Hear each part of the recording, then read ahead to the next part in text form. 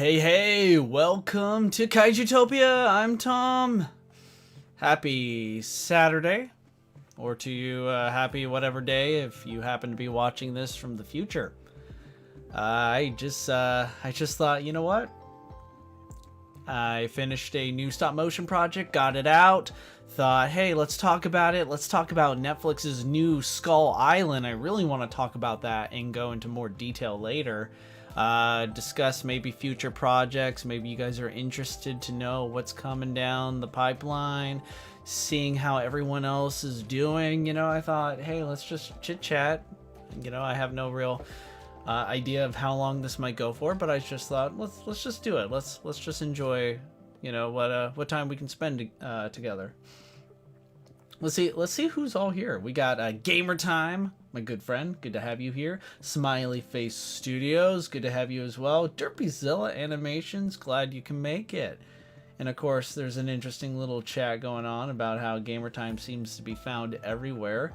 And he's like, I guess it's magic. He's Harry Potter. Wow.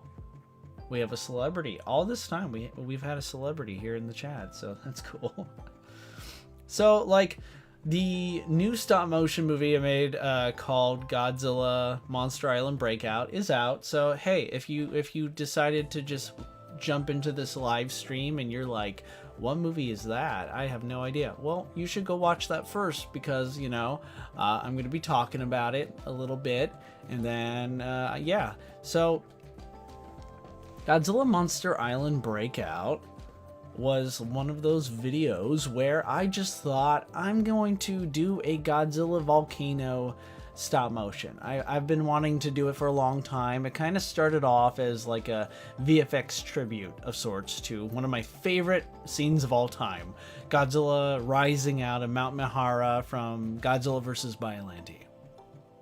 And excuse me. And I thought, that is cool, but I want to do more. And I also thought, I have not used my Sci-Fi Revoltech Rodan Baragon, like, I don't think ever. And it's been years since I worked with my Anguirus figure. So I thought, you know what? We need to, like, just... We need to do a quick little Monster Island stop motion video, right? Understand my thinking here. I just finished Godzilla Apocalypse Now, which took several months for me to make. And of course I started working on that around the time I finished my big Mecha Godzilla Destroy a Space Godzilla video. Let me show you real quick. This one right here. See this great poster design? Created, it was illustrated by the amazing Alex Alcantar. And yeah, so it may seem like not much, but like oh man, I've been like doing these big stop motion projects, like again, a Godzilla Apocalypse Now is time consuming. It takes a lot out of you. And so I thought I need a little breather, but I still want to keep making movies. So let's work on this. And almost immediately I knew this was not going to be a long video. I knew it was going to be short and sweet, but I gotta like tell you guys, I do listen to the voices, to those of you who wish these videos were longer. I take these this feedback very seriously, and I think I figured it out. So on one hand, if the project is like 30 seconds long, like, you know, before you click on a YouTube video, it usually tells you how long it is. So, you know, if I could see that the video is going to be like 30 seconds to a minute long, I almost immediately know, hey, this isn't going to be a long movie. But like, I feel like if you look at something that says it's over 5 minutes long, which Godzilla Monster Island Breakout is, you probably think, oh wow, okay, this is going to be a lot longer. And then it turned out it was just like a minute and a half, and the rest was a VFX breakdown that showed you guys how I did this. I think it's a very valid criticism to point out that, hey, you know, maybe try and find a way to title things differently. That's what I've been thinking about for most of the day. Like, okay, so I really enjoyed doing the VFX breakdown. It's my way of trying to both compensate for the fact that the video is short. It's like, again, a minute long. And for some of my other stop motion videos, they're even shorter. I want to be able to deliver more. I want to be able to give more and show you guys just the amount of work and effort that went into these projects, even if they're not like, hours long or anything of the sort. So, all I can say is expect more VFX breakdowns of this nature in the future. I thought, personally, I really liked doing that for this sort of video. I think for the big stop motion projects, like if Godzilla Apocalypse Now was released today, I don't think I would include a VFX breakdown at the very end of it. I mean, sure, it increases the video length, and it's ideal to make YouTube videos like 8 minutes or longer, kind of within that time, that parameter, just for maximum like exposure and such. But like for me, I kind of feel like it's a little unnecessary for those big projects of mine. But for the ones that are like if it's less than 2 minutes long, kind of expect a VFX breakdown there. But again, it's also hard for those of you who are tuning in for the premiere. And by the way, if you did, shout out to all of you. Thank you for being there. It's always great to just chat with you guys for this. I always get tingles whenever it's a premiere, even though it's like, oh, come on, it's like the 100th one, but it's always exciting. So thank you for your support there and being there, everyone. As I was saying though, the premiere, it doesn't actually tell you the time length like of the video. So you might see a video of mine that's like ultimate Godzilla stop motion battle of history or whatever, and you click on it and it's like 30 seconds long and you're like, kind of expected this to be a bit longer. I get it. But it's kind of also a little bit usually even though I totally get the constructive feedback side of things. Also, I've been making projects for years now. A lot of my videos are short. I've chosen a very interesting niche here on YouTube to make stop motion videos. I'm sorry, but if the video, it would take me 6 to 8 months, maybe a year to make like a very decent size, like 10-minute stop motion film. And that would not only be mentally exhausting to just spend the next year just working on one video, but unfortunately YouTube algorithms, they don't really care about that sort of thing. The algorithms are not designed to think about quality, right? It's more designed about how many people are watching this video, amongst other things, but that's basically it. And I'm interested in making my channel grow. I want to expand. I want to be able to make more videos, and very soon, within the next month or two, you guys are going to see more videos that are they're not stop motion, but they're calibrated towards other things. And your support is much appreciated. But the reason why I'm doing this is so that when I do get to those big stop motion videos that you guys love so much, hopefully there's a larger audience, and hopefully they're received better, the reception's nice, and then from there, in time, I want to be able to reach a point where I would be more than delighted to dedicate more of my time and focus into making longer stop motion videos and actually be able to deliver them, at a faster rate, because now this is no longer just a hobby. It's no longer just me doing this just for funsies. I can actually maybe turn this into a business of sorts, that sort of thing. And if it's not for you, if that you guys get to do whatever you want. If you don't want to if that's not what you're interested in, you don't have to watch it. You know, it's okay.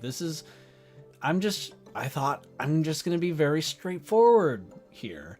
I know a lot of you I'm honestly, it's a bit of a compliment in a way when somebody's like, I really wish this video was longer. I want everyone here to know I take that as a compliment, because it is. It's coming in good faith. It's a good faith comment. And I hope nobody like thinks that I'm upset or that I get aggravated whenever I read these comments. I don't. I love them because it shows me that I did something great and that you just want more of it. I want more of it too. I want to do more for you. And this is my way of just going, hey, if you really want that, please support my channel. I mean, from liking the video to making donations, anything of the sort. Leaving a comment telling me what you think. That works too. Coming into the chat and being like, hey, what's up everyone? Hey Tom, hey, glad to be here, and just, you know, whatever, you know, you get to decide how you want to show, you know, what you're willing to do, like how you want to show your support. That's on you, and I'm totally fine with that. So like, yeah, I really wish could I have come up with a concept that could have been longer, more exciting. As a matter of fact, I briefly thought about doing that for this Monster Island Breakout video. Like, the whole premise is that the monsters are breaking out. It's in the title. But why are they breaking out? Are they just trying to, you know, are they tired of being prisoners on Monster Island? Or is there a huge nefarious threat somewhere in the world? I was going to entertain that, but then realized, holy moly, I have so many projects on my plate. I want to get so much done this summer that there is no way I'm going to be able to do that if I continue. Every time I come to a new stop motion project that I fall in love with and I think this is great, and I discover more about, you know, how can I make this better, which happens all the time. But you got to understand that I always kind of have to keep myself in check. I can't always go 100%. I'm going to see where this, you know, ends, what more I can do, because then I won't ever get anything done. So I enjoyed this project. I think it turned out great. It's a nice way to continue to polish my skills, and, you know, I do my best to always try to find something new, to do something I haven't done before. And so far that continues to be the case. I'm happy to report it was a great video. I enjoyed it. I'm happy that you guys enjoyed it too. And of course, if you want to see more breakdown videos, if you're like, I would love to see more about how like this sort of thing is done, well then great. You know, I love helping. I know so many of you are stop motion artists as well, and like feel free anytime during a live stream to be like, Tom, I'm in a bind, I don't know how to do this. I'm not saying I know how to do it, but man, I'm gonna do my best to help you out, and I would show you how I would do it. And if you still need more assistance, you know, we'll find a way to communicate and make it work. Oh, coffee. I love this coffee mug, in case you guys can see it. Warning, may start talking about Godzilla. It's imminent, as a matter of fact.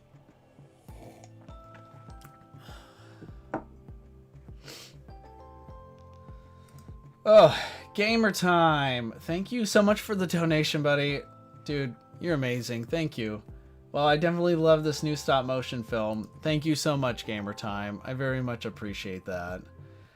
It you know, always the main goal here is that as long as you guys feel immersed, as long as you feel like you're, you know, that my video is worthy of your time, and hopefully like kind of, I don't know, if it encourages you, inspires you, like, feel free always to, like, ask for, like, how, not just how did I do this VFX wise, but like if my videos in any way, shape, or form inspire something similar, like you want to do a similar project, like absolutely 100% you have my support.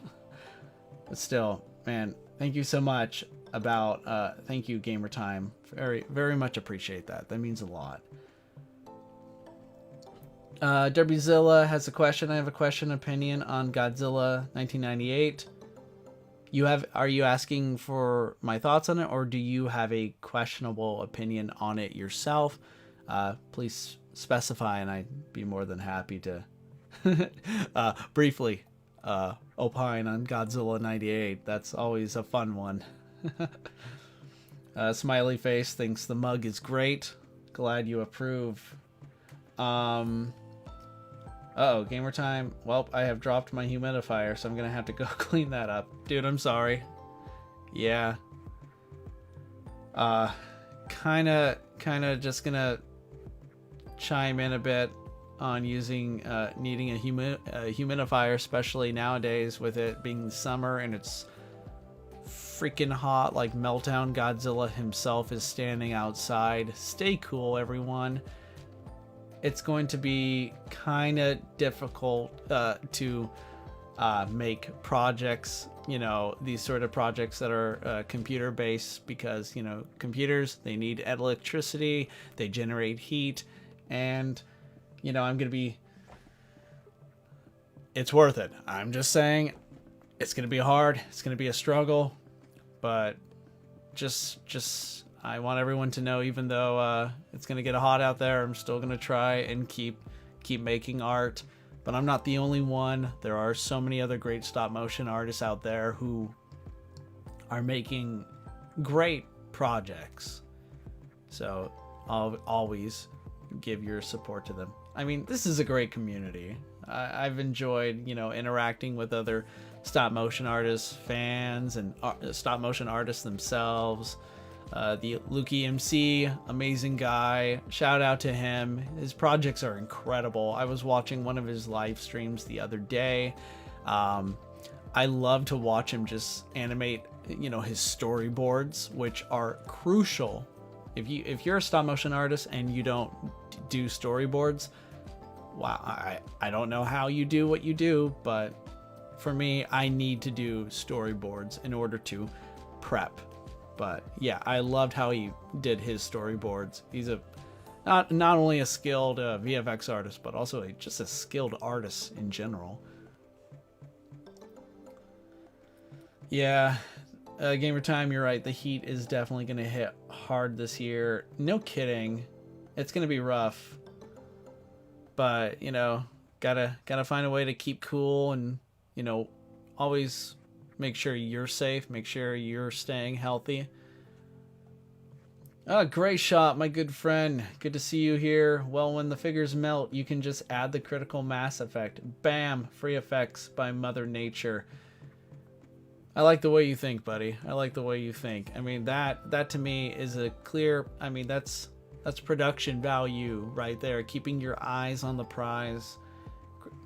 Guys, Gray Shot's going places. He's definitely, I think he's an asset to stop motion artists everywhere with just his ideas.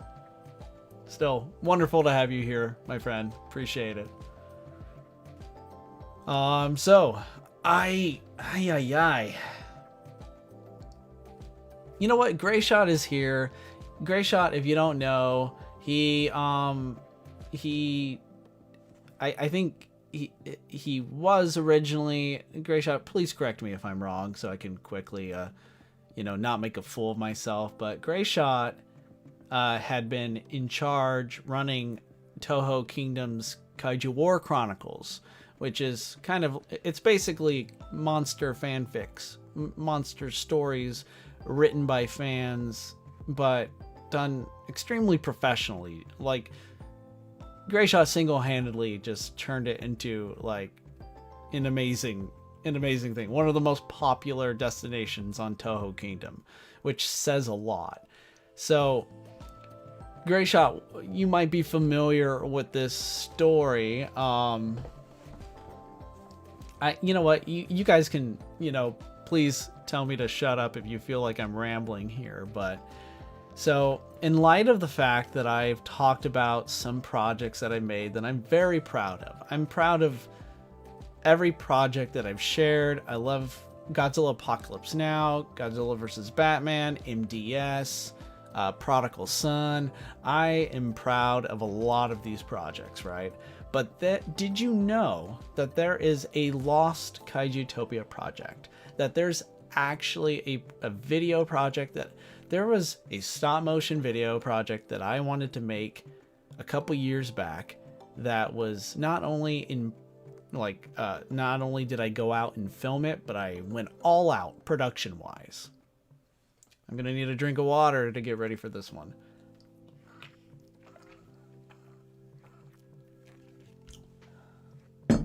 That's right. There is a lost Kaijutopia project, and it's probably a video project that I had planned for longer than any other project I've ever worked on.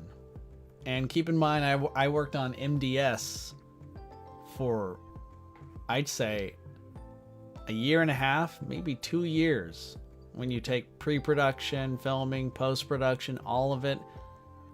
Yeah, so this project was called Gamera vs. Kuryu, and the idea was that when it was going to be not only a KWC animation video or a multimedia project, but it was also going to have its own KW story, which I'm happy to say it's there. I did write a story for it. There is a companion piece. It's on Toho Kingdom. But it was supposed to have its own film. It was going to kind of be one of those, okay, if you read the story, you can go watch the video, the film. And the film would have more stuff to it. It would actually include more because the story itself was written from the main character's POV. But if you go and watch the video, it would show you things that were happening either to the characters, in front of the character, or without him even knowing. So this story and this film were kind of linked in a way that I've never seen a project like this been done before. It would have been the first of its kind. It would have been one of those, hey, if you don't want to read the story, that's fine. Here's the video. Or, hey, if you want to just watch the video and read the story, you can. And it was supposed to be one of those things where you would feel it would be immersive. It would be one of those kind of projects that I feel like you might revisit for years to come and, walk away with something new then, because I put so much time and effort into making sure it was consistent, that there would be not only Easter eggs, not only a huge plot, but subplots here and there. This Lost project was like my baby before my actual real baby. Oh man. Hey, I'm permitted one corny line for the day, right? And yeah, so what happened, right? Well, the story was made. I'm super proud of it. It might be the last KWC story I ever write, and I feel like it's a great one to end on. It really is. I don't want to go too much into it, but into the story itself, because I want to talk more about the film project. But that story is just one of my favorites. I really loved making it, and gosh, okay. Anyway, that's it. I'll talk about the film. The film, what happened? Why did it not work out? Well, see, there's a couple reasons why. So first and foremost, I invested a lot of my time and money into actually making this. I tried upping the ante, making this a quality project that would have hopefully kind of attracted a great deal of attention and reception. It was me. I cast one of my best friends to play the main character, but he also had a really cool like car that we were going to use for, you know, production means, and I had a filming location that was actually quite a distance away from where we lived. So I had this professional filming equipment, which this was still before I used like my iPhone for everything, which would have saved so much time if I had it then. But anyway, so there are a couple things that eventually led to this project not working out. But one of those things is, as we were leaving, and we had planned to not only film for the entire day, but for the weekend itself. This was a multiple day project, shooting schedule that, you know, I wanted to make sure I had everything.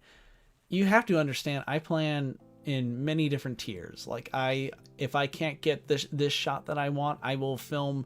I have 3 other shots in mind that I'm going to do as a backup, but they all still, no matter which shot I end up doing, it still manages to maintain the cohesiveness of the story that I'm trying to tell. So anyway, as we're going there, as we're driving, and this is like a 2-3 hour drive, we're driving separately. My friend's driving in his car. It's a classic Mustang. It's badass. His car breaks down. It has malfunctions. I think it was due to, actually, he had recently taken it to the Mustang shop and gotten it fixed, but the engineers, they messed up, right?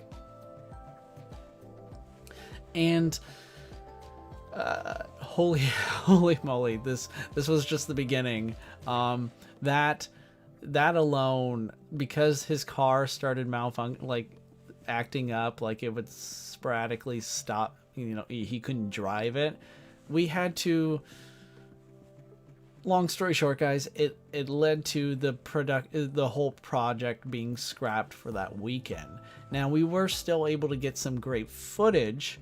I mean, the car acted up after we got a lot of scenes shot, but it had shown signs of problems before, but especially after. It reached a point where his car wouldn't work, and we had to call in a tow truck.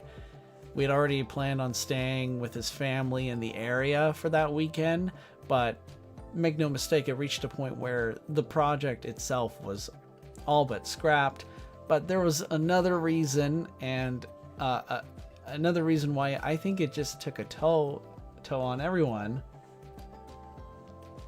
is that, you know, the story itself, I don't know if you're familiar with it. I'm not gonna, you know, I want you guys to be able to go in with an open mind, and I don't want to affect how you know, your interpretation of the story. But my main character was actually based on my best friend, who, you know, he's still here. You know, I love him. He's like my brother.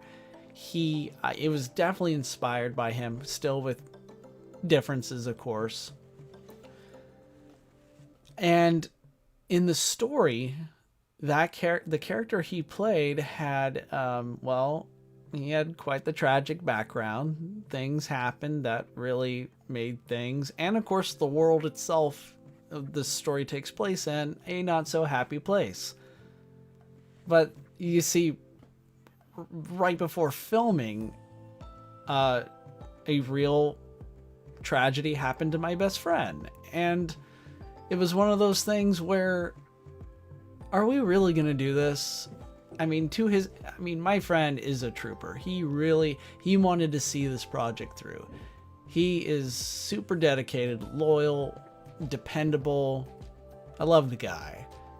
And it still was reaching a point where it's like, are we really going to, you know, are we going to bend over backwards? Are we really going to do this for not only a fan film, but a movie about that's going to use toys? Like, it doesn't seem like it's one of those things where it's not worth it when real world problems are happening. Not just real world problems, but real world trauma. And it just reached a point where it's like, this is not going to happen. It's not, and if it does, it's going to be forced, and it's not going to be right. So it just reached a point where it's like, it's in everyone's best interest just to accept the fact that this project, no matter how long I spent planning for it, it just was not meant to be. And it was a hard lesson to learn because, you know, you want, as a filmmaker, you want to be able to tell every story, especially when you go out and shoot it and you're ready to edit it in post-production. You don't want to cut those scenes. I mean, you want it to be told in the totality that it was imagined, that it was written, that it was filmed, performed in. But you got to make cuts. But this goes even further. So eventually, you just got to get to the point where you have to accept the fact that your project may not see the light of day. In fact, you might have to scrap it. Or if you work for a studio, they might just scrap it, shelve it. And it's unfortunate, but that's part of the business. It's part of life. It was disappointing, but it was still a hard lesson and an important one to learn. And you know what? It also eventually leads to realizing there are bigger priorities in life. There are more important things, no matter how important these projects are to you.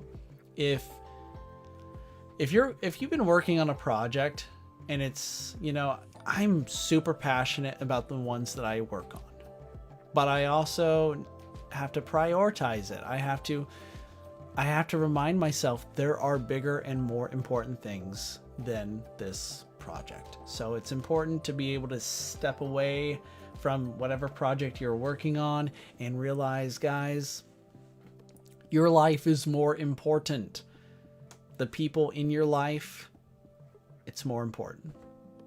No matter how passionate, no matter how much you just know in your heart of hearts that, hey, what I'm working on, it's incredible. I want to share it with the world. And you know what? It most likely is incredible.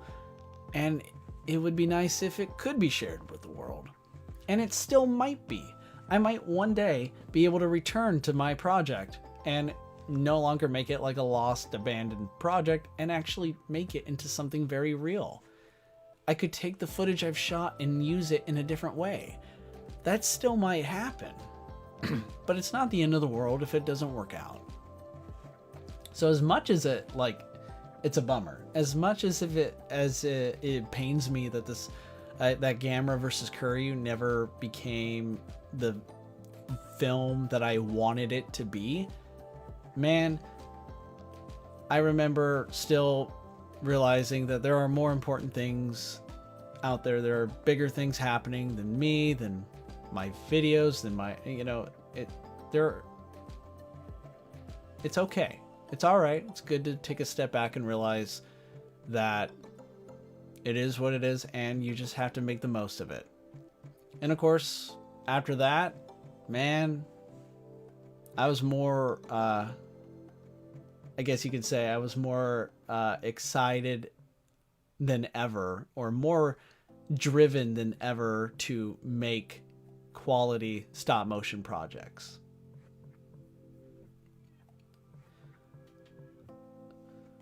I mean, I think hopefully some of my videos since then, you know, speak for themselves, right?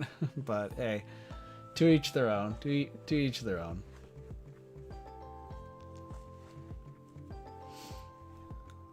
Jag Rex wrote earlier, will Zilla be in this new series? Which series do you mean? The Monster Island Breakout video? That it's not planning. I'm not planning on making a series out of that, but I just so we're on the same page, I totally want to use Zilla in future stop motion videos. I'm just waiting for a good action figure to come out to work with, you know. But if I totally misread your question, just let me know and I'll do my best. Grayshot responded, yeah, when you first told me about that idea, it sounded amazing. Sad to hear about the production issues. Yeah, it is a bummer. Absolutely. But hey, we still have a kick-ass KWC story, right? We still have a great story. It's still out there. It's not like it was all for nothing. And in some respects, I think the story itself is more important than you know, dwelling over, you know, what could have been. Life is a cuck, but family comes first, and art can't replace that. True. Very true. Smiley Face wrote, hopefully it does happen one day. If it does, you know that I will make it the best project I can possibly make it. You know, I would give 110%. Oh, and thank you, Jag, you do a good job. I very much appreciate that, buddy. Yeah, sometimes great ideas never see the light of day because we are beings with limited time and infinite creativity. Very, very true. Speaking of which, let's do this. Let's talk about future projects, shall we? Okay, so get hydrated. I need water.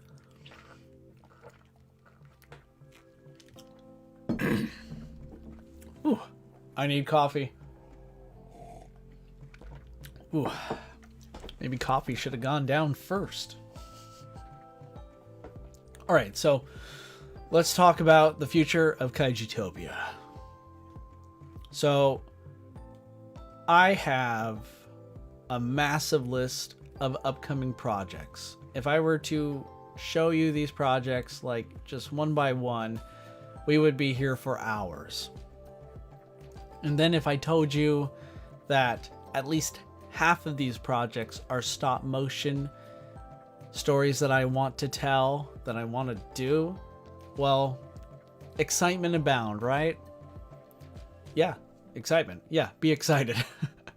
I have so many projects that I want to work on, and we're already like halfway through this, 2023, and I know I'm not going to get to all of them. So there's this one there's this one stop motion project that I wanted to do that I've been hinting at for several months now, and it would have been the first of its kind. The first of its kind. Grayshaw, you know where I'm. You know what I'm. What am I reminding you of? Like Godzilla the series, right? Or Godzilla '98. Sorry, I had a fan moment there. You know, it's the thing people do when they're thinking of something hilarious or fun, like, hey, you get that pop culture reference, but instead they look silly. So I'm going to continue. So this project was going to be a choose your own adventure where you watch this monster movie of mine and you get to the end, and then it will give you a message like, choose how it ends. You click on the video on the left, or you click on the video on the right. It would have information beneath it that would tell you just what sort of ending you're choosing. And I have every intention of making this video. The problem is, and we have a couple problems. Oh boy. So let me start with the one that I think is solvable in the near future if I wanted to crank out a couple experiment projects. The first problem is figuring out how to make it sustainable on YouTube. I don't really think YouTube is necessarily designed for these choose your own adventures. If any of you are familiar with any choose your own adventure projects and such, throw them out there for me. Let me know. I'd love to see if other people have figured it out. But as of right now, I don't think YouTube is quite designed for it, but I would still try and find a way anyway. It would be probably sloppy and confusing, but I would try my best, okay? But here's the biggest problem. Originally, I was thinking this was going to be a summer project, and I would have it done by maybe the fall or maybe winter. I'm sorry to say, but this project is truly massive. Having gone over not just the storyboard, which is incomplete, but the shooting script that I have in mind, this project is so big. I feel like it's 3 times bigger than MDS, than Destroy a Mechagodzilla Space Godzilla, which was a 20-minute stop motion video, which took me forever to make.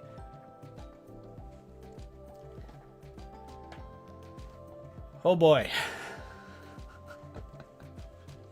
So that video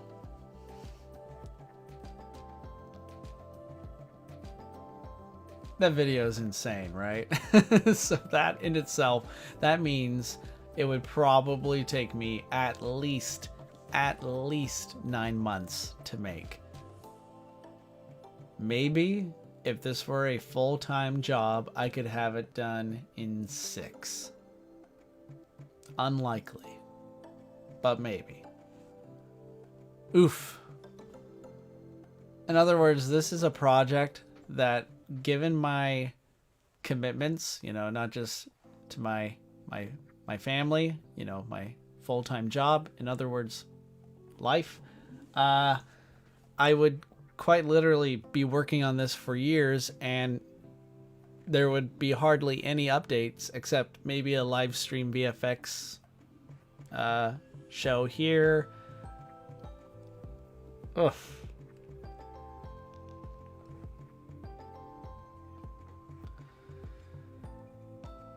Oh boy. So yeah, that project is currently on hold for the time being. The good news is, though, there are so many other projects that I have in mind that I am absolutely excited to get to. I am going to start working on Godzilla vs. Batman Part 2 soon. I'm going to be doing a Burning Kong video. Yeah, I'll leave that one up to your imaginations for now. That one I hope to get started with within the next week. Spoiler alert, it's most likely going to be a very short stop motion. I know, but to those of you in the know, please don't go in expecting it to be like a 10-minute long video, unless of course I just include all the VFX breakdowns, right?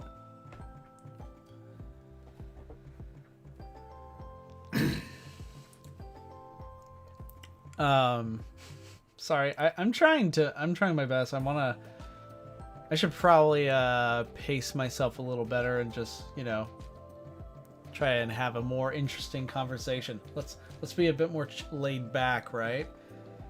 Oh geez.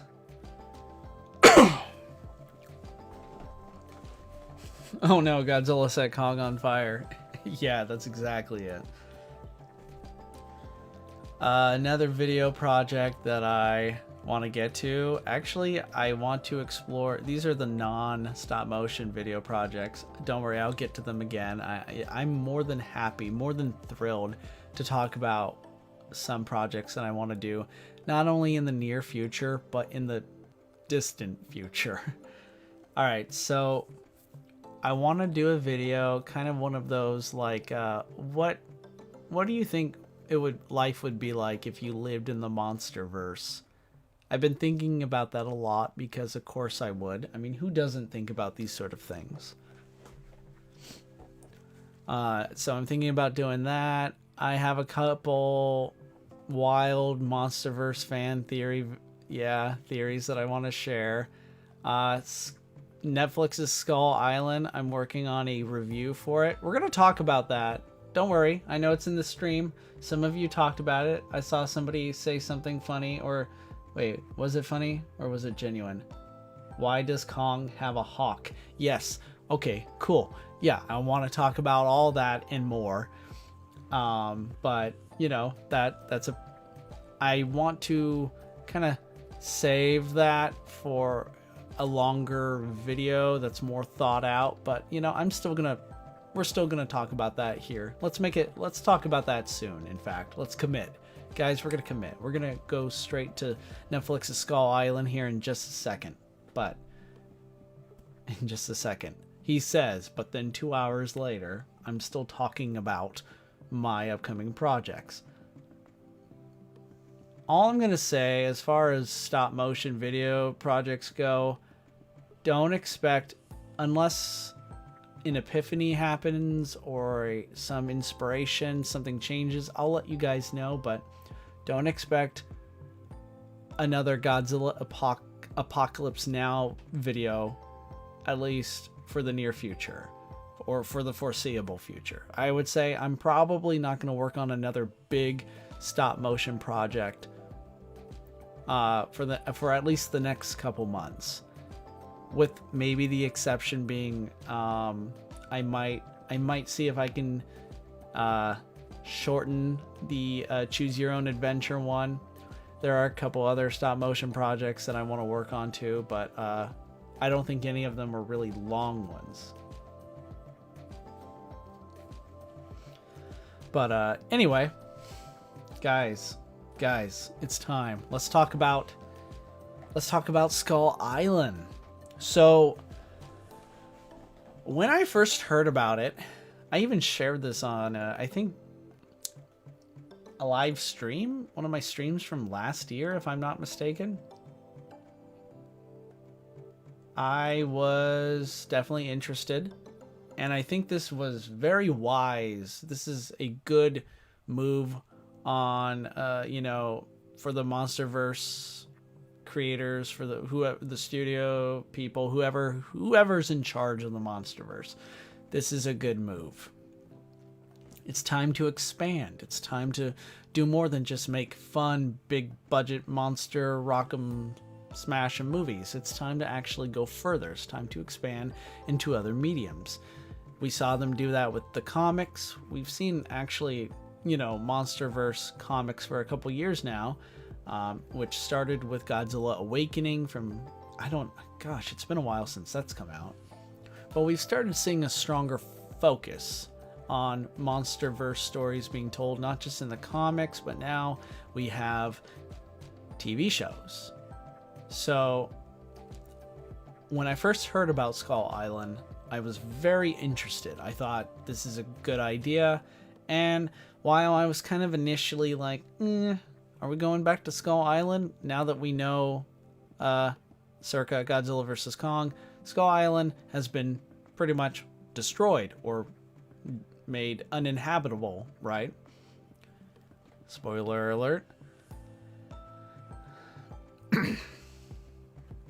But like, I was still, my curiosity was there, especially when I found out that the I think, what's the studio called that did Castlevania? Powerhouse Studio, I think so.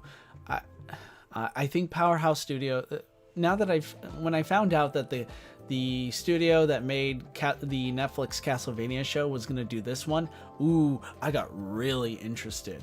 I mean, I'm all about character-driven stories. I'm all about, you know, telling a good story. I'm a very story-driven person. Plot matters, guys. But, I can't tell you enough. I love me visual effects. I love me great, like, just if it looks good. I know it might sound superficial. I don't think it is. I can explain more in detail if you want. But if a show has banging art, great animation, if it looks sleek and awesome, like I thought Netflix's Castlevania show looked, I love it. Like, I want to check it out. It's very similar to like looking at a picture. Like, look at this picture right now of Destroya, Mechagodzilla, Space Godzilla on my screen. This is awesome. Now imagine that being done in take this picture and turn it into a motion picture. It's awesome. That alone is worth the price of admission alone. You could watch the Across the Spider-Verse movie, the new Spider-Verse movies starring the Miles Morales Spider-Man movie. You can just mute it and just watch it and just enjoy it. It's okay to appreciate TV, movies for just the graphics alone. It's fine. They tell their own story as well. And it's fun to just be able to look and enjoy a wonderful thing, a work of art. Yeah, just to point out, Cherno Alpha is correct here. Fair enough, but the show takes place about 10 to 15 years after Skull Island, the movie. Yes, so Kong Skull Island takes place. It's the events of that movie have already happened before the events of this Netflix show. This Skull Island, the show, takes place between Kong Skull Island and Godzilla 2014. So definitely long before Godzilla vs. Kong happens. In this show, when that trailer dropped like a month ago or so, I admit I kinda, my interest waned. I was not impressed by it. I also didn't think it was unimpressive, right? I mean, I was neither underwhelmed or overwhelmed. I was just whelmed, if that makes sense. Anyone watch Young Justice? Okay. It's a all right, it was worth a shot, but I was just kind of like, meh. I hope it's good. I'll check it out. But now I'm no longer, whatever, excuse me. Whatever sort of expectations I had, the bar had dropped. I was not too impressed by the trailer at all. It didn't really get me excited. So I started watching Skull Island just a few days ago, and I was blown away by how great it is. Guys, I love this show. It's definitely become one of my favorite, like, monster shows ever. It is so damn well crafted.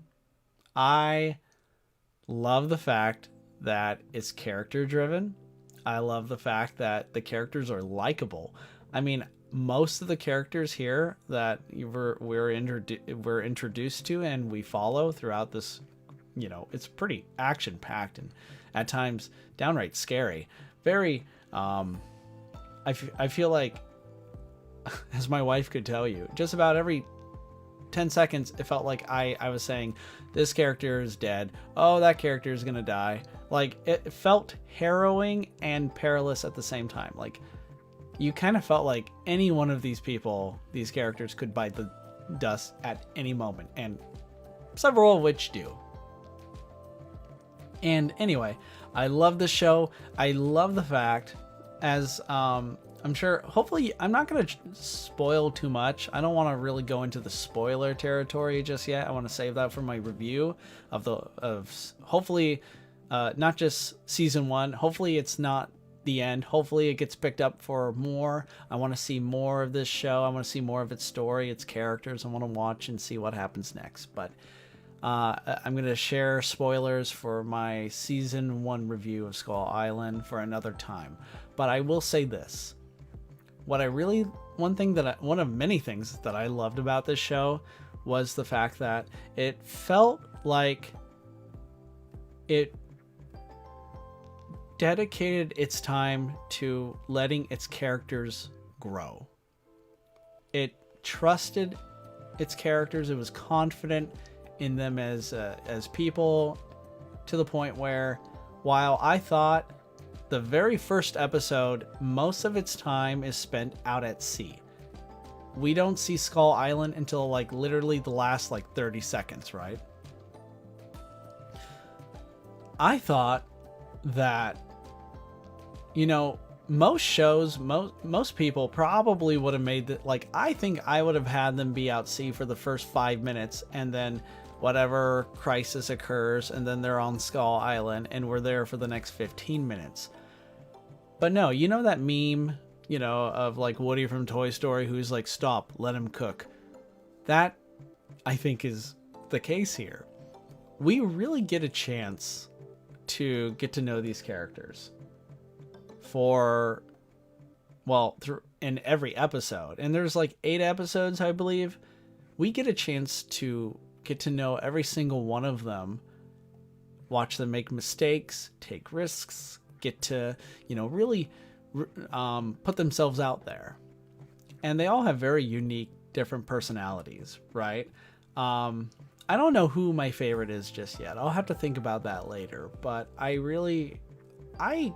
I'm fine with the fact that Kong himself, you know, we don't really see him that much till like midway through the first season. And it's okay, because every time he shows up, it's a doozy. It's awesome. His presence is felt and heard, and it's great.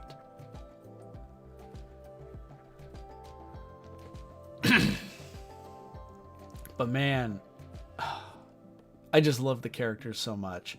I really hope Gamma Rebirth, which is coming to Netflix in September, really has a large, you know, a focus on making the characters interesting and engaging as Skull Island, because I enjoyed this show right away. As soon, like within the first 5 minutes, I feel like, oh man, all these characters are relatable, or they all remind me of somebody I know, and it's got a lot of good quips. I enjoyed it. But yeah, I really do think it's a testament to not just the writers, but the creator whose name escapes me. I'm so sorry. Again, for a more, you know, for a more professional review, I hope to have all this information, you know, there with me. But I think it's a testament to whoever made this show, that they were willing to like really take time to polish their characters, give them the chance to, you know, give the audience more of a chance to get to know them, as opposed to doing what would probably be the more, how do you say, what would be the more, I don't want to say mainstream, but what would most storytellers do? These storytellers took their time and actually delivered a very unique take on not only Kong, but the Monsterverse as a whole. Smiley Face says he's very excited about Gamera Rebirth. You and me both. Gamera is coming back, and it's awesome. I hope the show is good, right?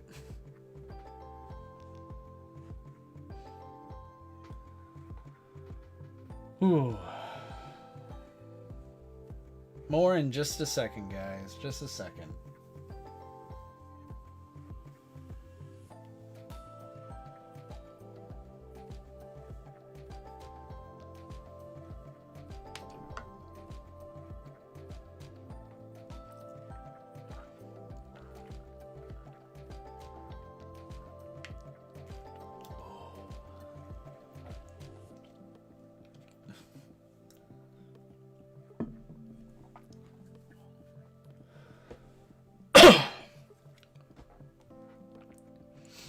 All right, so I'm going to try and catch up on some of these questions over here.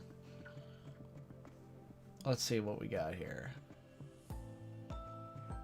Oh, there's a lot. Jeez, thank you so much for being here, guys. Sorry if I don't get to all these comments or your questions. Smiley Face said earlier, I just finished watching Skull Island episode 8 a few hours ago. Awesome. Yeah, I think we finished watching it last night. JagRex24 said they should make flashbacks to the past when Ghidorah was attacking Earth for the first time in the Monsterverse. That is a great idea. I would love that. Cherno Alpha already, I think I commented on this earlier, but he did say fair enough, but the show takes place about 10 to 15 years after Skull Island the movie. Yep, good. All right. Smiley Face Studios, Spider-Verse was awesome. Yes. Cooper ATV9, who made the picture of Space Godzilla, Mecha Godzilla, and Destroyer? That would be Alex Alcantor. For the MDS movie itself, I did provide a link in the description to his website, so if you ever want to hit him up for a for a project, just feel free. He's great. I highly recommend him. Smiley Face said that I also was disappointed with the trailer, but I love the show. Right? I don't know. Whoever they hired to do the trailer, no offense, but maybe, I don't know. I don't know. It's kind of like Godzilla 2014 in a way, right? I mean, the trailer for that movie made it feel like the movie was going to be completely different than what it ended up being. So, I don't know. Maybe I'm onto something, but yeah. Let me know if that's an apt comparison, guys. Cherno Alpha says... Oh, wait a minute. Sorry, Cherno Alpha, just a second. JagRex24 wrote, it's because we remembered Godzilla the series. Also, yes, I did watch Young Justice. Yes, awesome. Cherno Alpha, not gonna lie, I liked the Kong show. I didn't think it was gonna be any good, but I'm surprised. Same, man, same. I mean, I went from having high expectations to, this might be bad, to this is now one of my favorite things ever. Seriously, Monsterverse people who are in charge, whoever's in charge of the Monsterverse, or whomever, like, this is a good thing. Like, more Skull Island, more of this, please. Make it happen. I'd love them to do an adaptation of the Godzilla Dominion graphic novel. Have you guys read that? That's so much fun. It's told pretty much entirely from Godzilla's perspective, which is awesome. That could make for a great short movie too.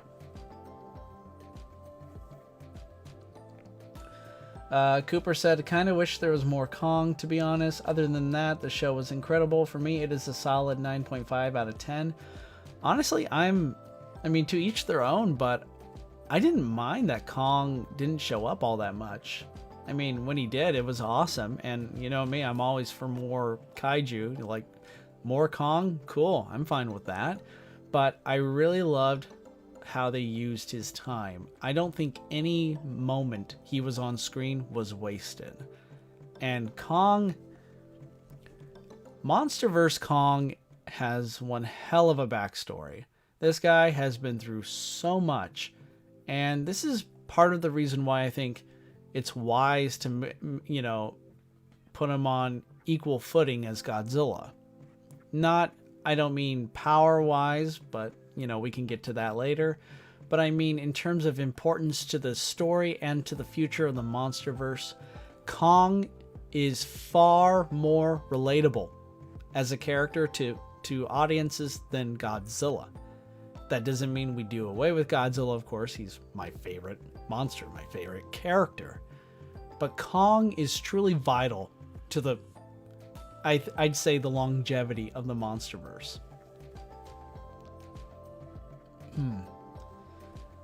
I want to know what's with the squid. So I guess currently the fan name for it, if I'm not mistaken, there's not an official name for it, but everyone seems to be calling it the Kraken.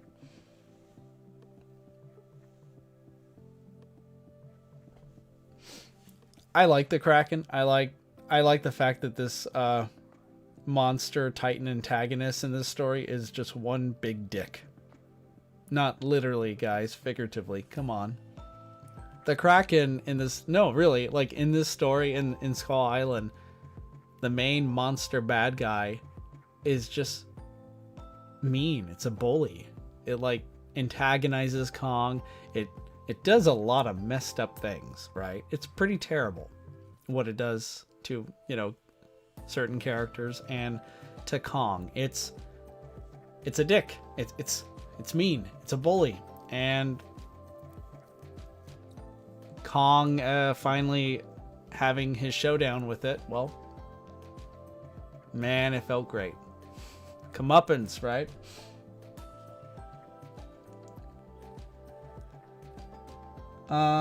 Let's see what else. In Kong Skull Island and the show Skull Island, I love how Kong is portrayed. This is from Cooper, by the way. Feel like he really wasn't as powerful nor menacing as he was in the other two types of media. Yeah, to an extent. I mean, I kind of feel like that also applies to the Kraken, who's a towering adversary in this show, to be sure. Quite dangerous, but the way Kong actually injures him, I don't know. Anyone fans of the Call of Cthulhu no doubt caught the reference, right? I don't know. Many of you are well aware of the fact that I'm into fantasy fights or power scaling, power level, who's more powerful than the other, which, by the way, as far as upcoming projects coming to Kaijutopia this summer, I'm definitely going to do that. I'm going to entertain a lot of those sort of versus scenarios. But like, yeah, in this show, it's clear story takes priority over power, a sentiment that I agree with 100%. But yeah, Kong clearly hasn't quite reached his I don't know, godlike status yet. He's nowhere near the point where he can like slug it out with Godzilla quite yet. Excuse me, guys. Sorry for all the coughing, but yeah, I mean, it's pretty obvious. Godzilla. I mean, you could take Godzilla from the 2014 movie, who came across less as a, god incarnate and more like, man, this guy's just tired, right? He's been fighting for millions of years. Looks like he needs a vacation or go into retirement. I still think G14 is awesome, by the way. The movie, the character, the Godzilla design. I love it all. But yeah, that Godzilla would stomp the unholy hell out of the Kraken, right? And Kong.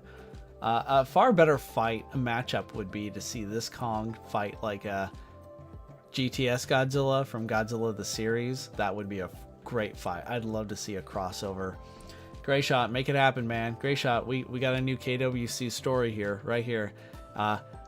Godzilla the series, Heat, crossing over with Monsterverse Kong, Skull Island. Come on. You're welcome. I don't know if you're still here, bud, but oh man.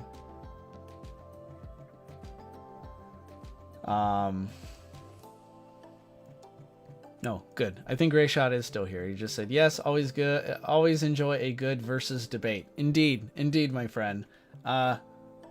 Just so everyone knows, I'm going to be tackling my analysis on who I think would win between Heisei Godzilla versus Final Wars Godzilla. The script is done. I've done a lot of research. Oh man, no one's going to take me seriously now, but yeah, it's going to be great. I can't wait to share it. It's going to be fun. Anyway, all right.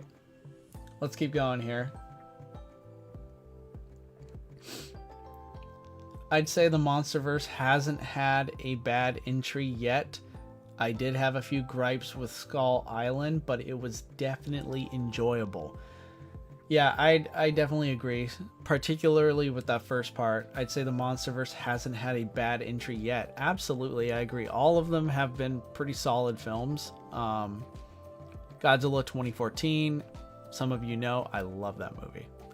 Godzilla King of the Monsters is great. It's one of my personal favorites.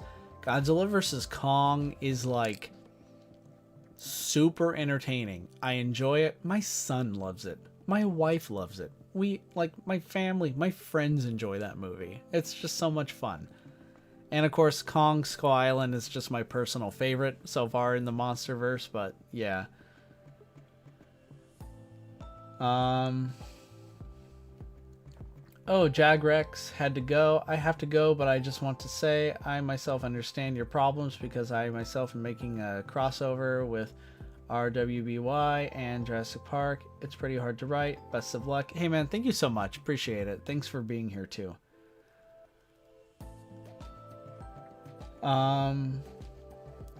Gamertime asked earlier, where can I watch the Skull Island show? It's on Netflix. I'm sure you might be able to find it elsewhere, but due to legality reasons, I don't think I can share that. But yeah, that's where I've been watching it. Cooper said, why are the Monsterverse King Kong film shows some of the best monster media ever? You know, I touched upon earlier how I think Kong, unlike Godzilla, Kong, you know, is more relatable to general audiences. And I think even Godzilla fans, in our heart of hearts, guys, I think this is something we should admit. Kong is more relatable to me than Godzilla is.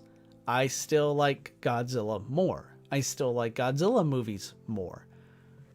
These two things are not mutually exclusive. You could still like Godzilla more, but Kong, maybe it's the fact that he's more, you know, he's anthropomorphic. You know, he's a giant ape, or, you know, whatever Monsterverse Kong is.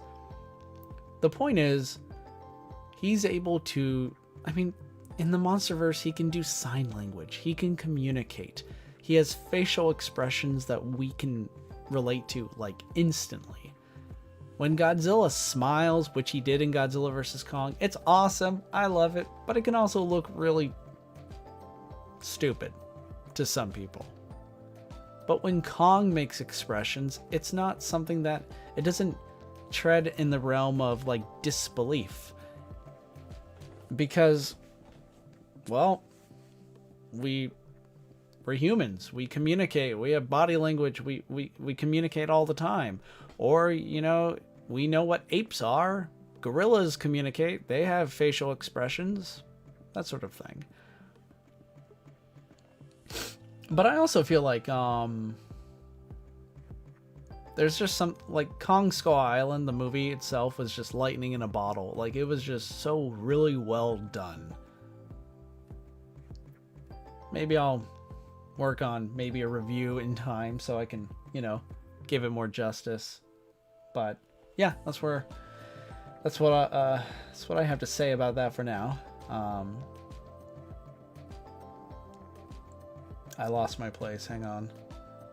You guys are so active. You're all over the place. I love it. Also, I don't really like, Gamertime said, also, I don't really like the Skull Island name, but I don't dislike it. I mean, it's good. It wasn't Kong Adventures in Skull Island or The Journey to Skull Island. Well, now that I think about it, The Journey to Skull Island would have been a great title. You know, I think the Skull Island title is fine. It's fitting. It gets to the point. And also, I don't know if you guys noticed this. I feel currently very special for noticing it, even though I think it's, you know, it's, I guess, obvious. But, you know, when the title comes up in every episode, Skull Island, the skull in between changes. It's different. It matches whoever the main monster or antagonist is in that respective episode. You're welcome. Great Easter egg, right?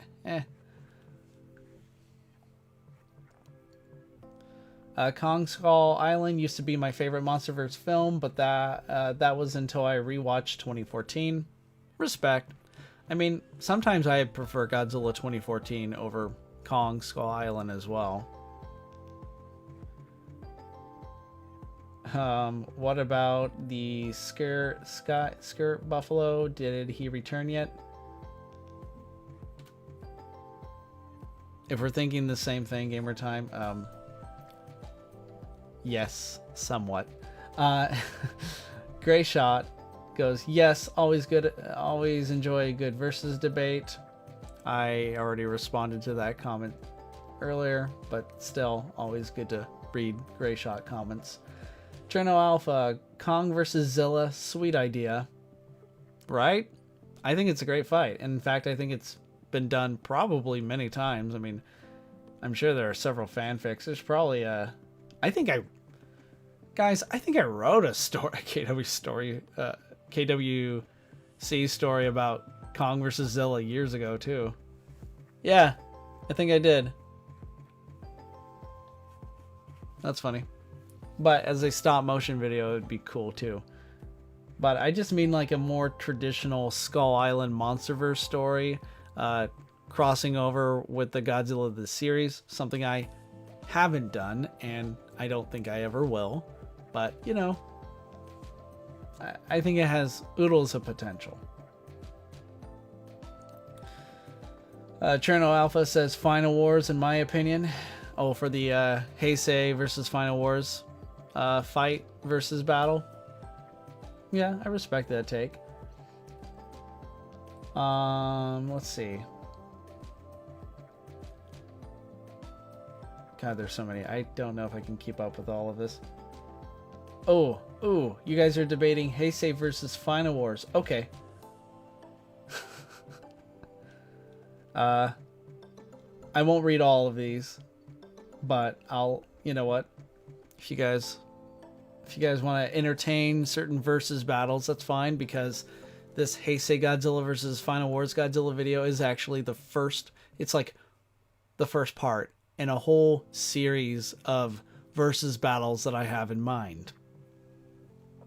And, you know, I will totally share, you know, some upcoming matchups that I have in mind, of course. We can even make it a tournament. We can all participate. Like the chat, we can all take votes, maybe a poll or whatever on who we think would win this fight or whatever. But you know what? I need more time to think about how I'm going to make that happen.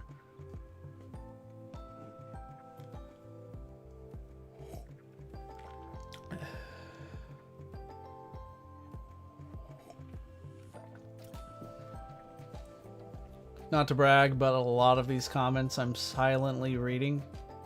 Totally already thought about it. Totally already kind of, I plugged it in. It's all part of, you know, what I'm doing for that video, my analysis. It also helps that I've debated, you know, for years with other people on the internet. Not something to personally brag about, I know, but I've debated these. I've had these discussions for years. They're always fun, mostly.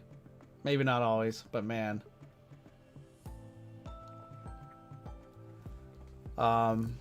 Yeah. I kind of I zoned out there for a second.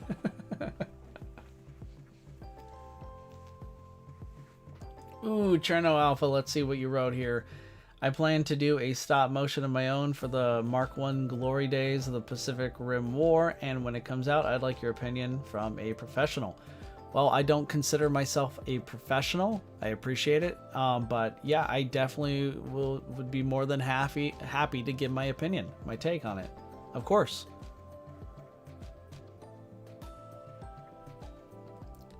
Gray Shot says, I'd take Kong versus Destroya. Yes, Destroya wins by a mile, but I'll take a Horned Katana clashing against the Royal Axe any day. Interesting matchup idea there.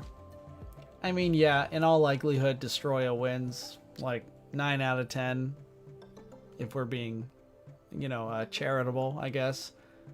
But, you know, Destroya, just like most Heisei Godzilla, or just Heisei Kaiju in general, are slow. Like, they don't really move all that much. They don't move that fast. Kong is extremely nimble, agile, thinks on his feet. And depending on the location, Kong could really make this a close fight. I mean, just watch the final battle in Hong Kong. Godzilla's nuking the place, and Kong keeps using the skyscraper, all the buildings as cover.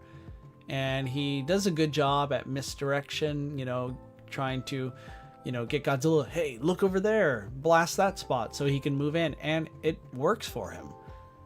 A fully charged battle axe to the face briefly incapacitated the mighty Monsterverse Godzilla, who, by the way, is more powerful than Heisei and Final Wars Godzilla. Come at me, let's go. I highly doubt Destroyer would get back up from a similar blow. But then again, that assumes the Oxygen Destroyer beam would charge up Kong's battle axe.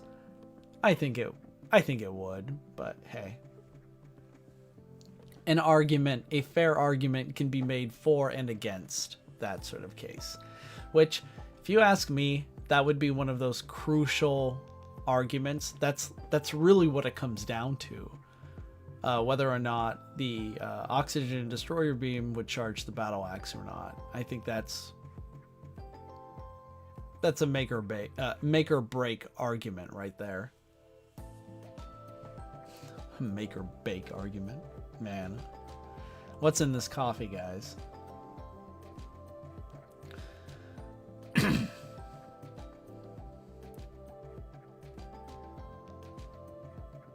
Let's see. Your Zilla stats page on the TK forums was immensely detailed, so can confirm.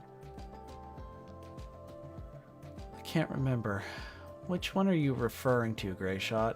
Was this the Toon Godzilla Respect thread I made years ago, or are you directing that at someone else? Please let me know. I can't. My memory is terrible. Smiley face. It also depends on what Heisei or what Final Wars as well. Burning Godzilla would win 100%. You know, this is very interesting. Not that I'm spoiling anything, but of course I do feel like base Heisei Godzilla, like 1994, you know, when he went up against Space Godzilla. Because, okay, Heisei Godzilla has gone through multiple power-ups, right?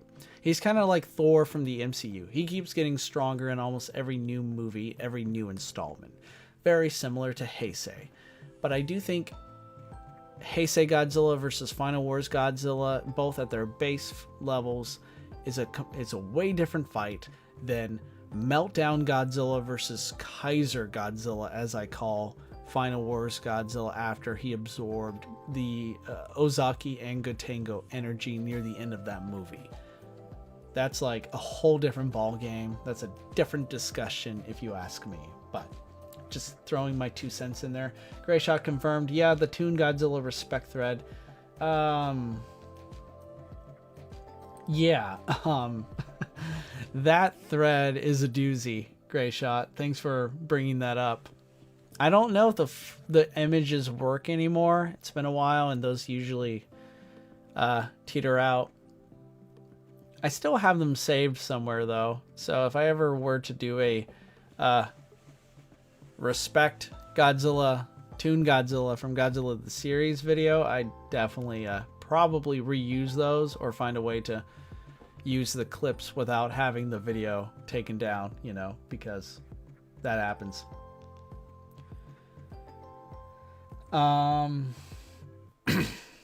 But yeah, respect Toon Godzilla, y'all. And since we already have another, I don't know if we're going to change anything or not, but my chat, you guys always tend to respond so well to some of the things that I say. But yeah, Toon Godzilla versus Showa Godzilla, that is a fight that I think is so damn close to call that if anyone continues to underestimate Toon Godzilla, as I call him, or GTS Godzilla, I will fight you in a non-physical way, of course, which I wouldn't want to do that because I'm sure you're a beast, right? But I will totally debate anyone on that.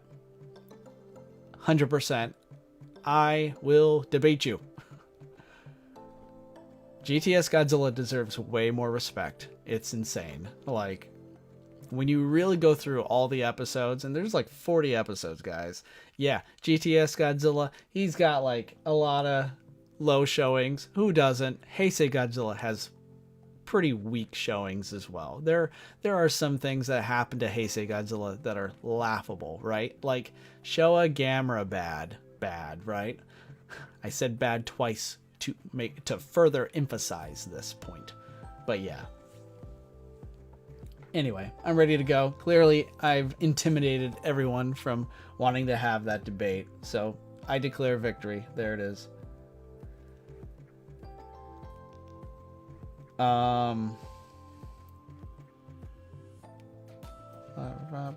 What am I trying to say? Anyway, Tom, this is from Gamer Time. Anyway, Tom, did you write an article on Google? I've seen an article twice on your Godzilla Apocalypse Now from Google. Oh, that might be the Toho Kingdom article I wrote. Yeah, I wrote a kind of a behind the scenes article for Toho Kingdom like a couple weeks back. But yeah, if you've read it, let me know what you think, bud.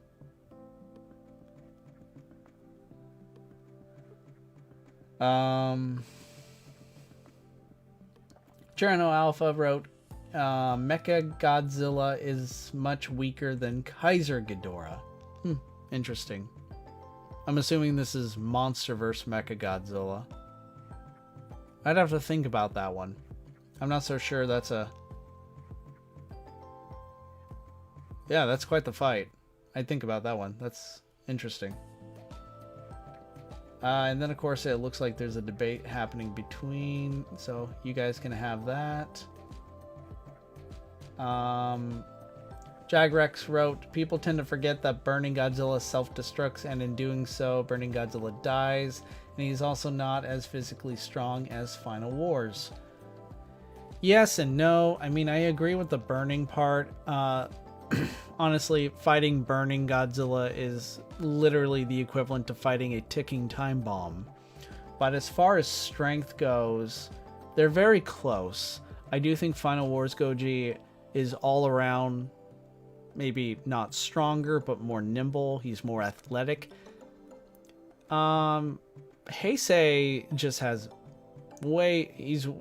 as far as upper body strength goes, the guy is just one of the strongest monsters around. It's insane. So I'd say if they have like a arm wrestling competition, I think Heisei is a little bit stronger and would probably win that. But overall, it's a good fight. But still, yeah. Well said, though. Glad to have you back, Jag. Welcome back. Oh, I said I was back and I was. That's funny. See, to those of you who don't know, there's a delay. I think like there's a 30-second delay. But anyway, I'm sorry. I did not read that you came back. Or at least, did I? I don't know anymore. There's so much activity going on in this chat. I'm doing my best. But anyway. I'm gonna take another water break. You guys be you. Have fun.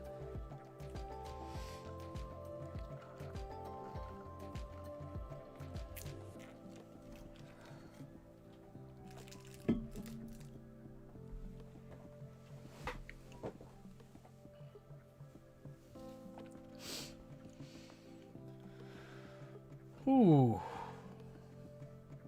Man, oh man. Cherno Alpha, base Final Wars took a meteor point blank with no visible injuries. That's true. That's why I think Final Goji is insanely durable.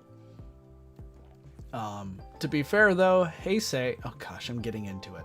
Nope. I'm not getting into this one. I want you guys to be able to... I'll hold back for now. I'll hold back. I must.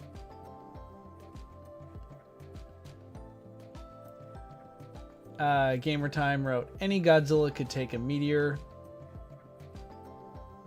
No, I don't think so.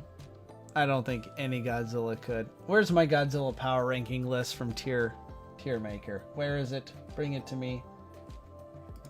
Let's bring it up.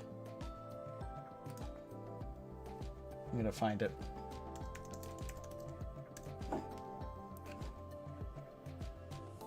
That's right. This is turning into a power ranking video already again. Where is it?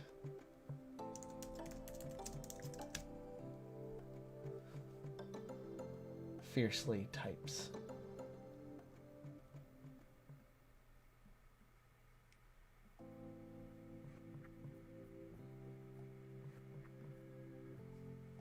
Oh geez, is it not? Where did it go? Thought I had it on here. Urgh. So many ads are on Tier Maker. What happened?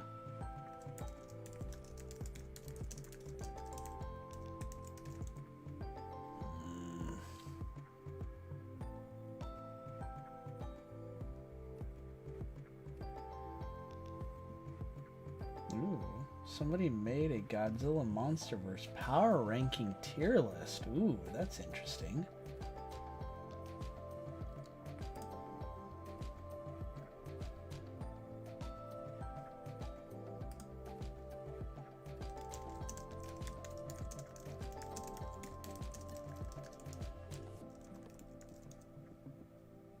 Yeah, you guys keep debating and doing stuff. Hang on, I'm gonna try and find this. I can't believe it's gone. Or maybe, why is Tier Maker not like... How did you guys forget who I was? I want to log in.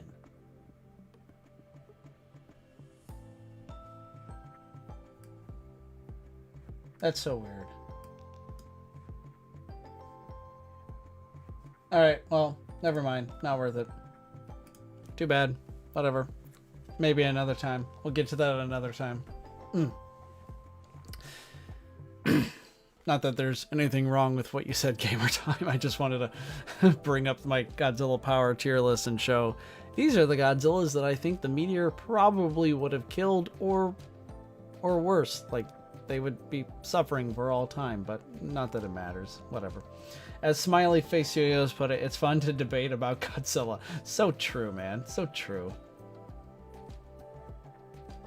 Gamer Time asked, Tom, did you add ads to the stream by any chance? Yes. Smiley Face goes, we almost got him talking about the fight. Yes, you did, and I have a feeling it's going to happen because I want to have that discussion. I want to prove that I'm right. Even though this is entirely subjective.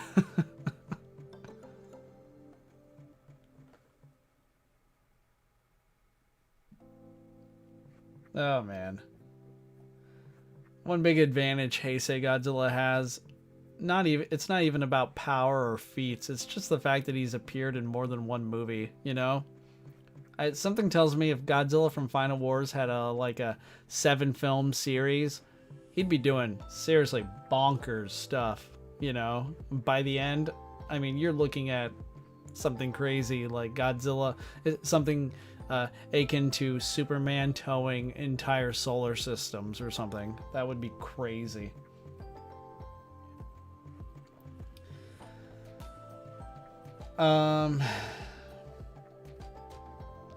Great Shot goes, in the case of Kaiser Ghidorah, he's immensely powerful, but I'd say power doesn't mean everything. Kong's agility, intelligence, and skill proves that sometimes other traits can overcome power. This is 100% true. I couldn't have said it better myself. Although, I guess, I mean, when it comes to, and this is not something I think is colloquially the case, but when I gauge power, when I analyze the efficacy of a character's, in this case, a monster's power, strength, and such, when I think of power, I'm thinking of more than just raw brute strength or how powerful is this Godzilla's atomic breath more than that Godzilla's atomic breath or something. I do take intelligence, fighting experience, durability, regeneration into account. Like with Kong as well, his agility, his skills in battle. These are also things that I would just put under, I would compartmentalize that under just power. So when I'm talking about power, I'm doing more than just talking about, hey, check out that monster's big biceps, or what's the strength of their punches or their kicks or their energy beams. I look at it in a way more. There's way more. I think in that Godzilla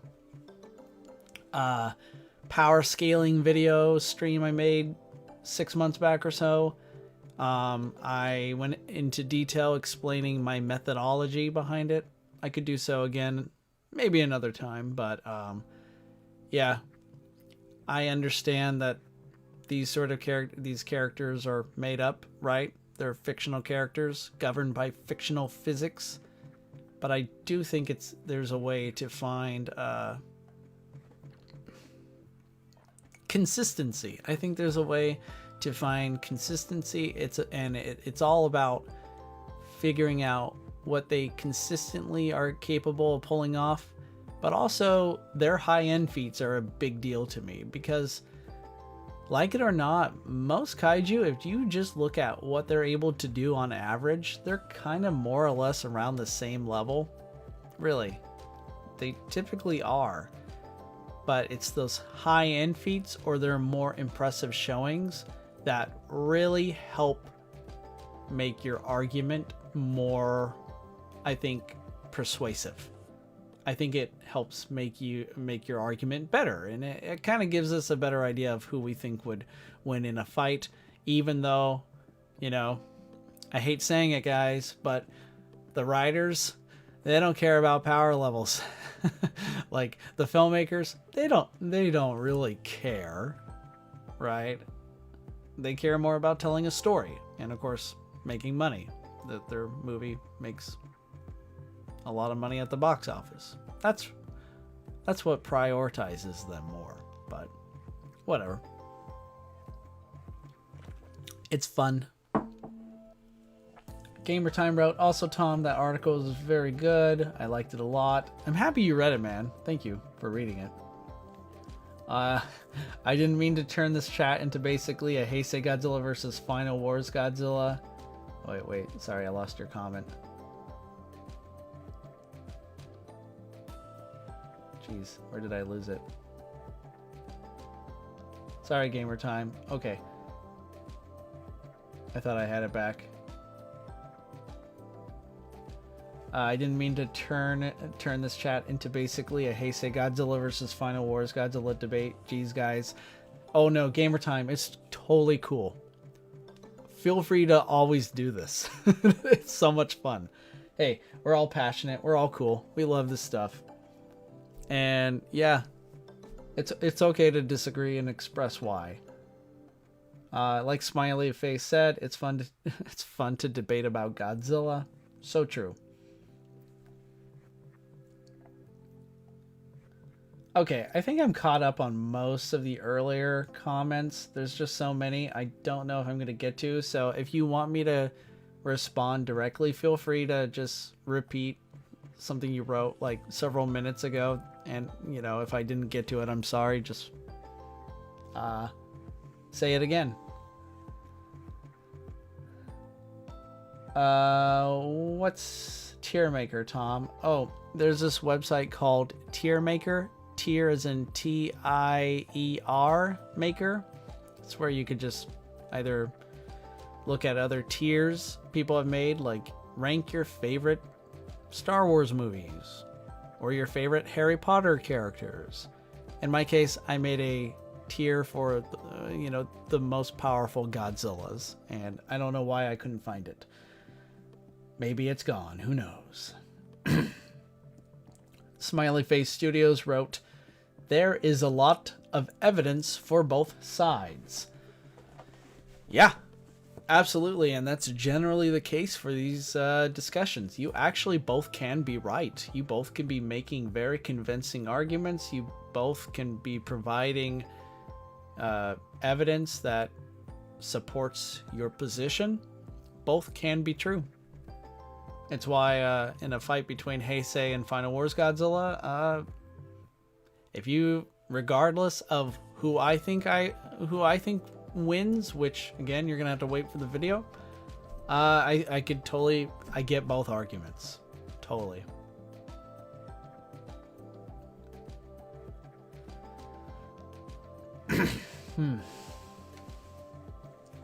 Ooh, some discussion about I guess a possible, what would a sequel to Godzilla Final Wars have been like? That would have been interesting. Wait, did I read that right? Or is that something else? Or Godzilla Final Wars being a sequel to a different earlier Godzilla movie, maybe. Godzilla Production TV, welcome. Good to see you, man. It's been a while. Gamer Time said, yeah, I always thought about how the writers didn't really care about power or, you know, really debates. Yeah. It's completely understandable. I understand why writers, filmmakers don't really care about it. It's just something that, you know, some fans do. And it's not just in Godzilla, you know, communities where, you know, there's a decent amount of folks like us who, you know, get really excited or triggered by these discussions. You know, you can find it all across. You can find it in comic book fandoms like Comic Book Rumbles. Shout out to that forum. I love going there, where you debate about characters fighting characters from other series all the time. But yeah, Dragon Ball is another one where I almost believe the Dragon Ball fandom is almost made up entirely of people who care just about who's the strongest, about power fights, power scaling, power levels, etc.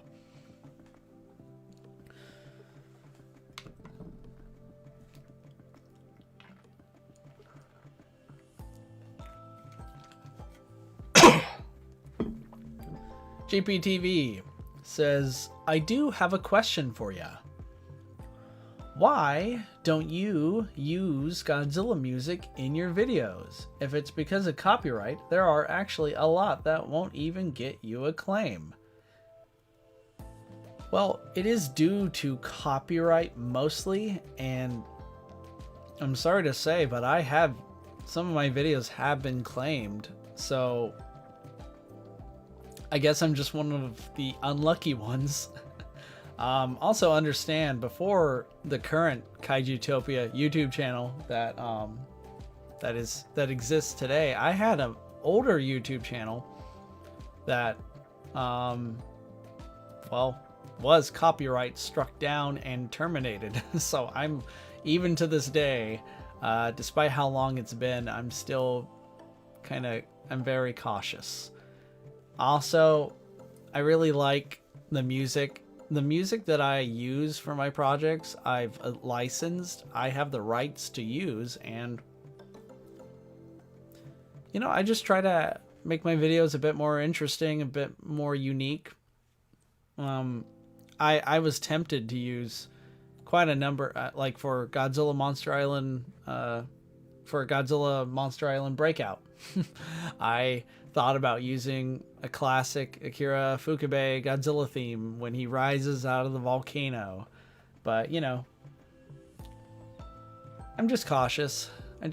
I will use it if I feel strongly that it's the right, you know, I can't resist. I did that for MDS almost every time when Destroya was first introduced, or Mechagodzilla has arguably the best scene in that whole movie. The Godzilla vs. Mechagodzilla title theme from the 1993 movie plays when, you know, I won't go into, you know, I hope you guys know what I'm talking about, but yeah.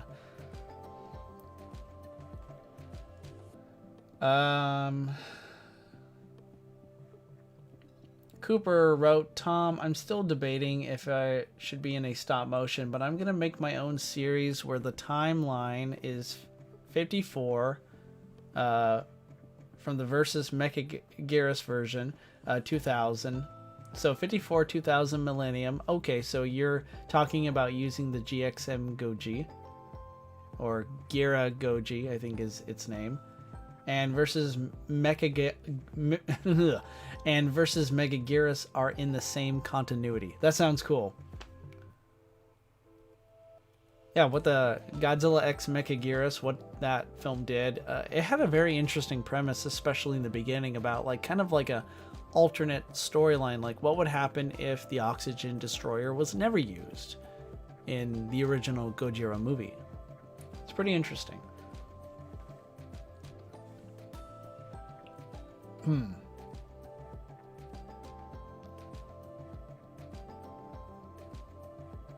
GPDV said, I know I've used music from Godzilla against Mechagodzilla and I didn't get a claim on that video. Usually a lot of music from concerts is safe to use too. Well, good. You know, I might consider, you know, trying to do it more in the future. Ooh, yeah, good advice here to anyone else. To test to see if music will get you claimed and to upload it unlisted on a second channel to see if the system detects it. That's pretty good.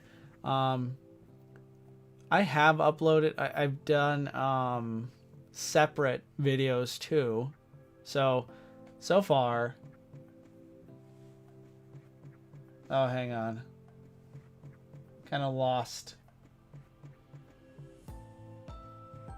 Viewers may be experiencing buffering.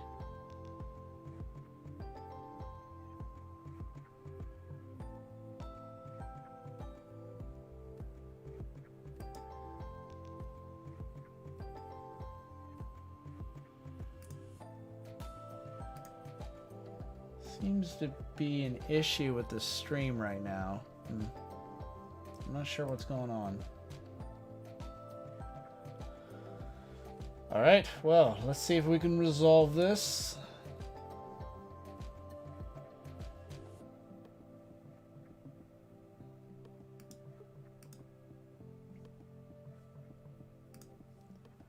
Well,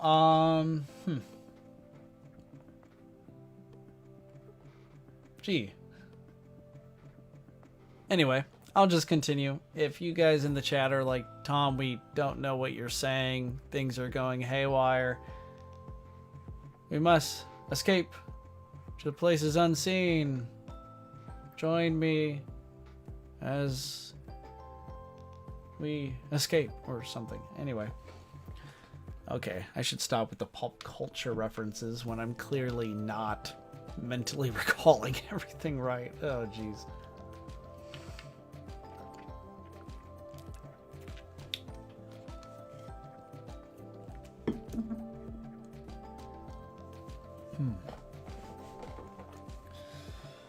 Ooh.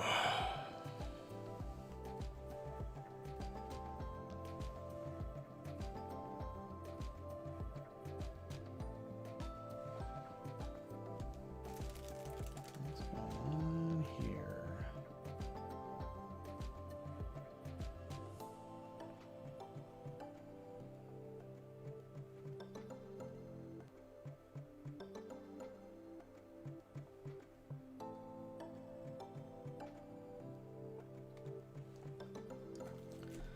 All right. What else do we have to talk about?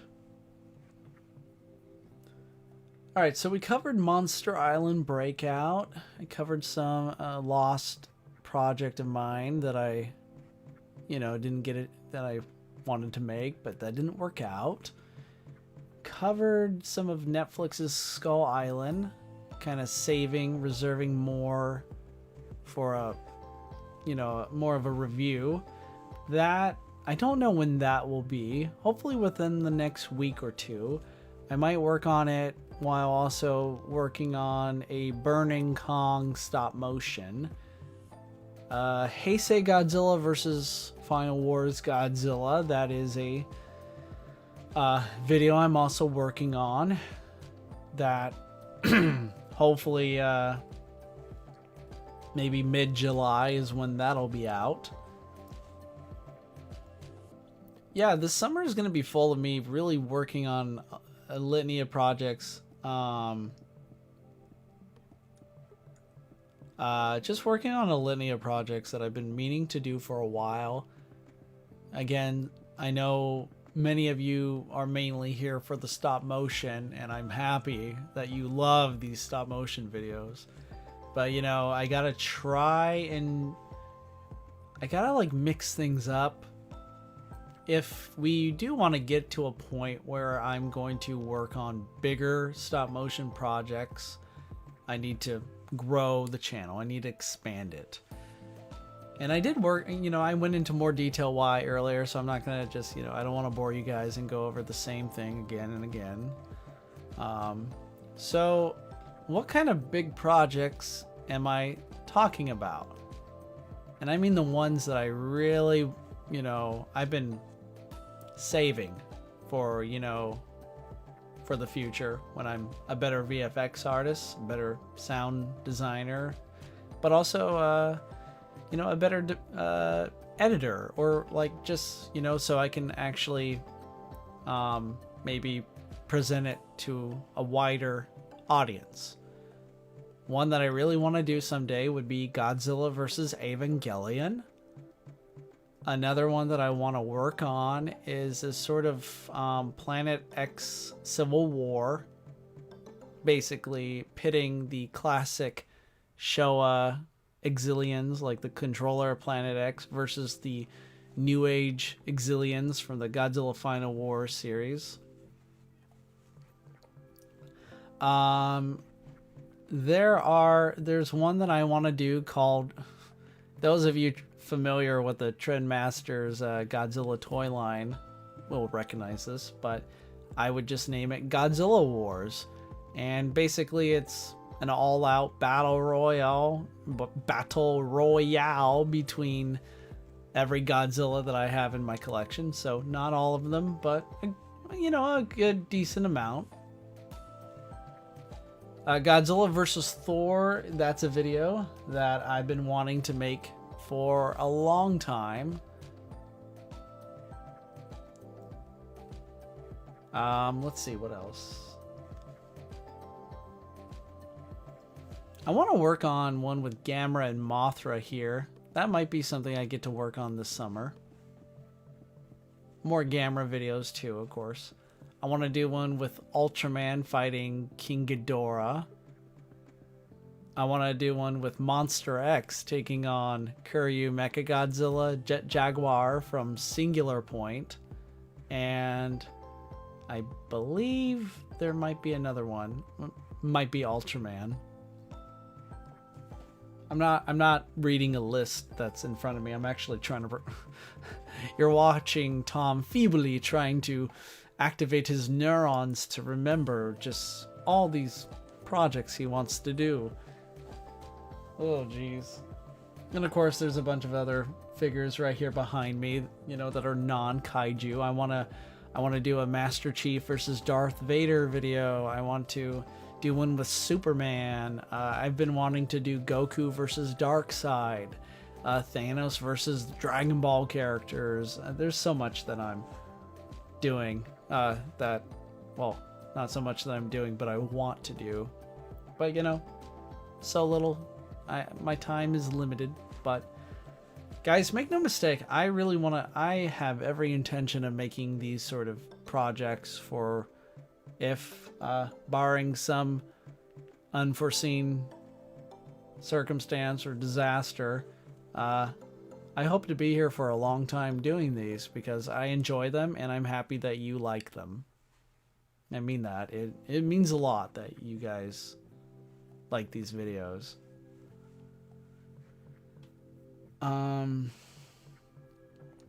GPTV said, I do want to say I'm sorry. I haven't been here in a while. It's nothing personal. I just wasn't around whenever you would stream. LOL.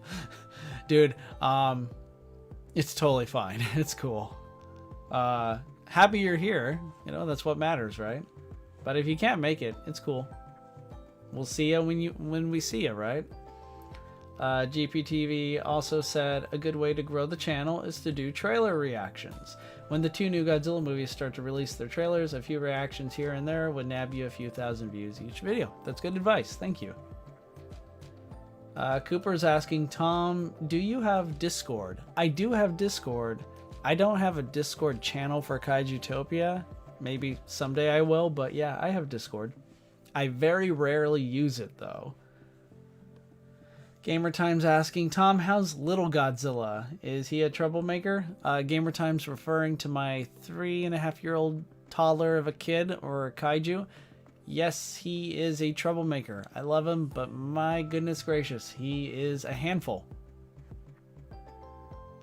He's like, how do I put it? He loves Kong, like, a lot. Like, it's all we watch. Now, I'm cool with that because I like Kong as well. We've been watching this CG Kong series on Netflix a lot. I don't know if you guys watch the Kong animated series from the early 2000s. He loves that channel, or that show. It's on Amazon Prime, the Prime streaming service. He cannot watch Skull Island yet, for obvious reasons, I hope. But he's a big fan, loves Godzilla vs. Kong as well. But yeah, unfortunately, he likes Kong more than Godzilla. So, you know, we fight about it. But he's doing great. Thanks for asking, Gamertime. Smiley Face Studios puts out Ultraman vs. Gamera. That's a good fight. I'd love to do that.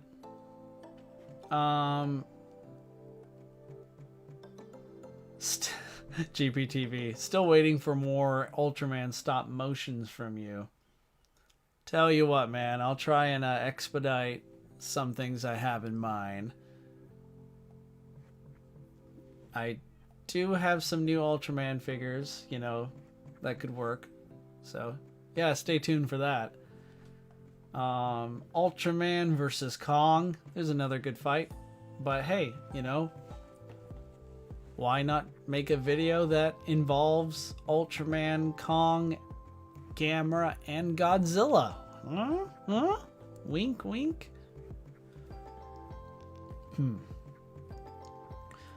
Speaking of Ultraman stop motions, I said a year ago that I was making a project with some Ultraman stop motion in it. I hate to advertise, but I released it a few months ago. I think you'd like it. GPT, of course. I'll be sure to watch that and let you know what I think. Congrats on finishing it, too. I do remember you bringing that up. So it's nice to see that came to fruition. Congrats. Smiley Face is like, you should make a Kaijutopia Discord. That would be fun. Sure. I'll see what I can do. What's your Discord username? If you don't want to say, that's fine. I think it's Kaijutopia. It's that or it's Tomzilla. It's one of each. Yeah. Hopefully it's one of those. I tried Ultraman stop motion, but it just didn't do it for me. I kept thinking how people might wrong me for not including the Spacium Ray or not making Ultraman as strong as he was in theaters.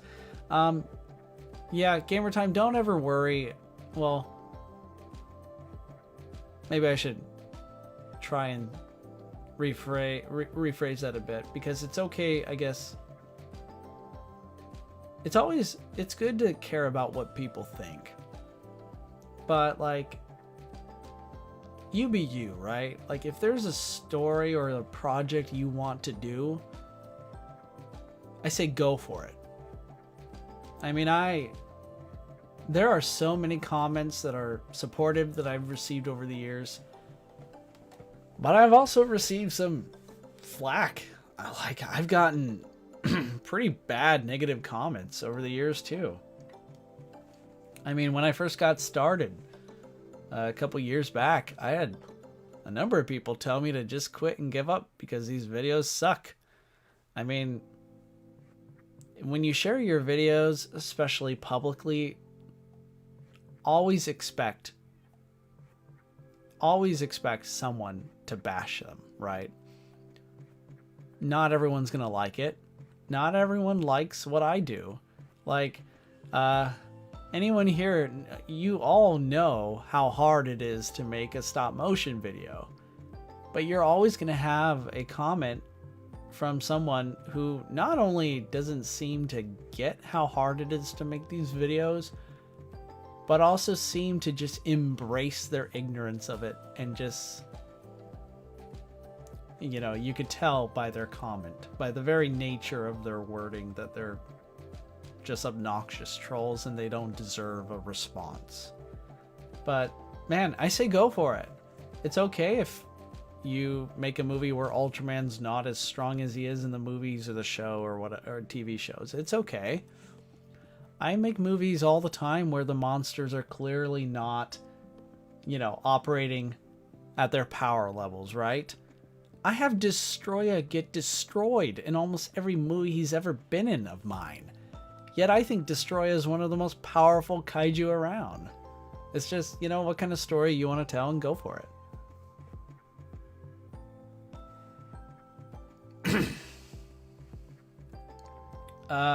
Do a stop motion of Toho's Big Five: Godzilla, Mothra, Rodan, Ghidorah, Mechagodzilla. Alright, I'll add that to the list. Might not come out till until like 2029, but hey. Thank you though, Cooper. Appreciate it. It's a good idea. Oh, yo, it ended. Oh no, the stream randomly ended today. Oh man, so... Alright, we're probably near the end here. I don't know if there's something with my internet or what, but yeah, I'd say our time is kind of getting short, huh? I mean, if the stream is having issues, then who knows what's going on. But anyway, oh, so is your Discord username Tomzilla? Because I sent you a friend request if it is. All right, Cooper. Yeah, I'll check when I can, and yeah, I'll accept your friend request. I think you found it though. Also, Tom, thank you for your advice. It helped a lot. Anytime, man. Anytime. It really is hard to make these projects, especially when, you know, there's a lot of pressure. You put a lot of time and effort into doing them. And, you know, it's great to receive good feedback, compliments, constructive criticism. I enjoy receiving those as well. They've made me a better artist. But you know what? It also hurts too. You know, just read people make huge sweeping judgments, you know, jumping to conclusions right away, and just say, you know, leave a really terrible review of your video that you worked on for a while, but you just gotta choose who's worthy of your attention, right?